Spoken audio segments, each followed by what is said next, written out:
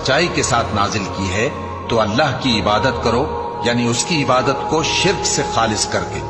देखो, खालिस इबादत अल्लाह ही के लिए ज़ेबा है, और जिन लोगों ने उसके सिवा और दोस्त बनाए हैं वो कहते हैं कि हम उनको इसलिए पूजते हैं कि वो हमको अल्लाह का मुकर्रब बना दे। तो जिन बातों में ये इख्तिलाफ करते हैं अल्लाह उनमें उनका फैसला कर देगा। बेशक अल्लाह उस शख्स को जो झूठा नाशुक्रा है हिदायत नहीं देता। अगर अल्लाह किसी को अपना बेटा बनाना चाहता तो अपनी मखलूक में से जिसको चाहता मुंतखब कर लेता। वो पाक है, वही है अल्लाह जो अकेला है, बड़ा जबरदस्त है। उसी ने आसमानों और जमीन को तदबीर के साथ पैदा किया है, और वही रात को दिन पर लपेटता और दिन को रात पर लपेटता है।